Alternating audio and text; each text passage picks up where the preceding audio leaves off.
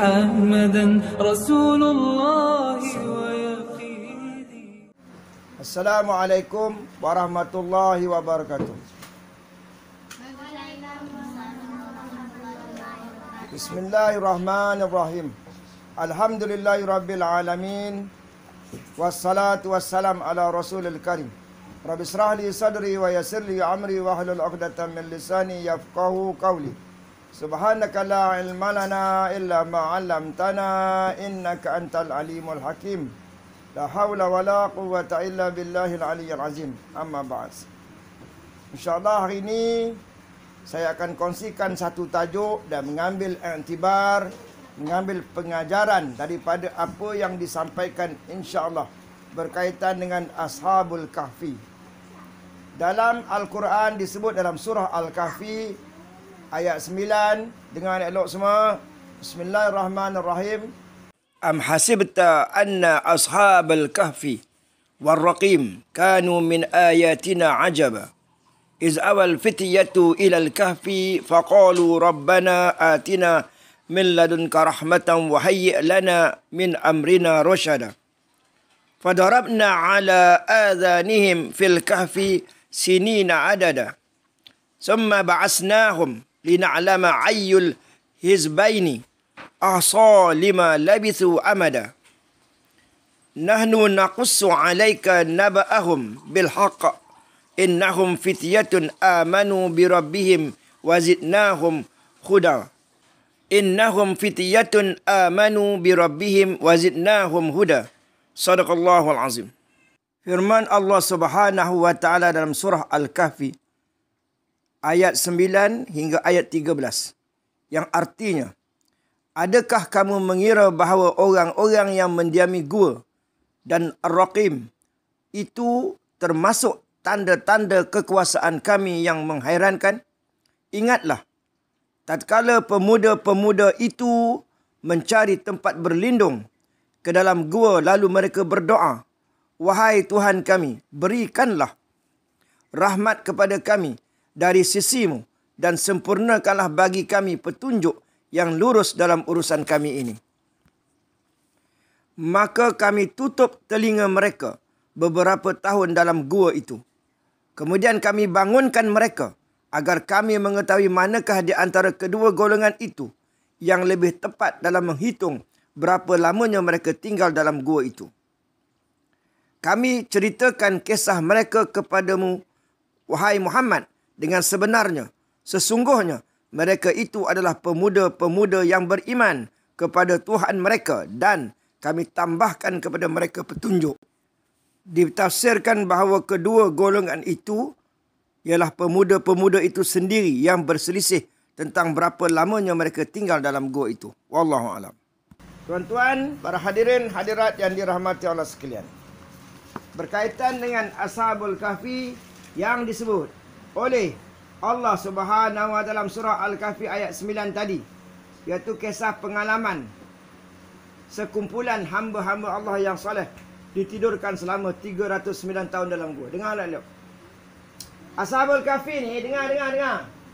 Dia tidur dekat gua berapa lama? 309 tahun. Jadi kalau kita gambarkan, kalau orang pergi sana tengok dia tidur hari ni, dia tidur hari ni. Besok lusa dia orang datang masuk ke gua tersebut, tengok tidur lagi 3 hari. Adakah orang tidur sampai 3 hari? Pada adatnya, tak ada. Tidur 2 hari, tak ada. Melainkan koma. Jadi dah seminggu dah ada orang masuk gua. Ini contoh gambaran. Dengar ada elok, nak bagi faham. Sudah seminggu masuk dalam gua, tengok orang tu tidur. Tidur lagi. Ashabul Kahfi. Seminggu dah tidur. Dia orang nampak tidur. Jadi dia orang akan kata tidur ke koma ke apa? Mati lah. Dah seminggu tengok, tak bangun lagi. Ni mati ni. Lepas tu katalah setahun. Datang lagi tengok.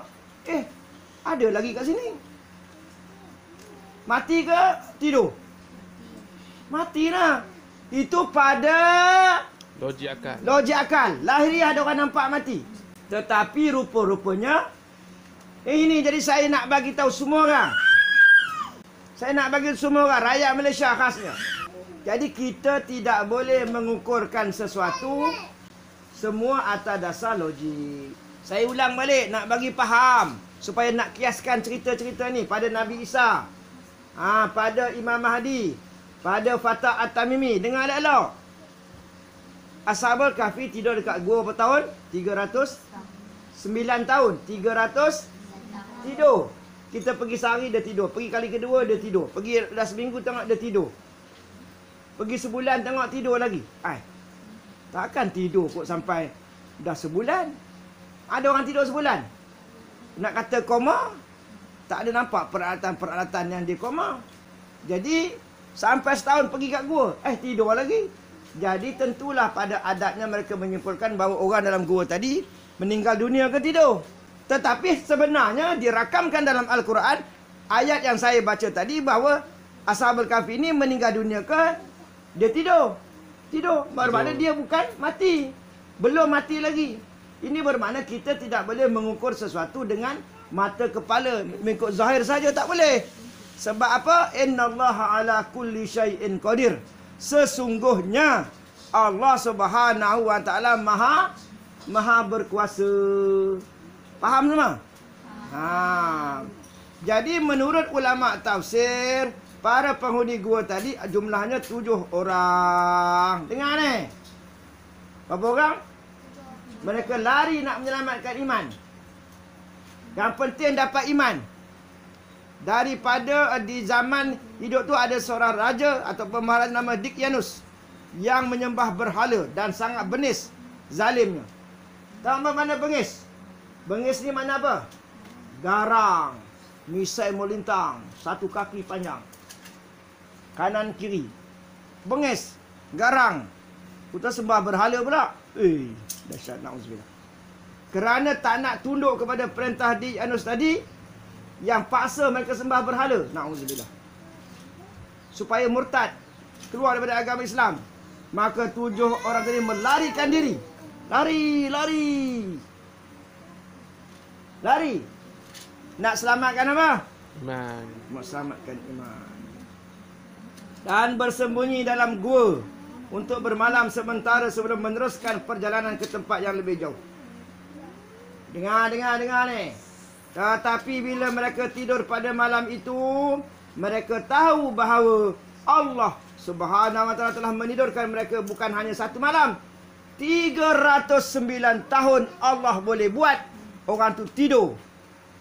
Tapi nampak macam mati. Manusia biasa yang tidur selama 309 tahun, pada adatnya itu kita kata matilah. Sebab itu ada zaman moden ini kadang-kadang kita lihat orang nampaknya macam mati, masuk dalam kubur, rupa-rupanya belum mati. Boleh jadi tak? Boleh jadi. Harus tak? Harus. Mustahil tak? Tidak. Kerana apa? Kuasa Allah Subhanahu Wa Taala.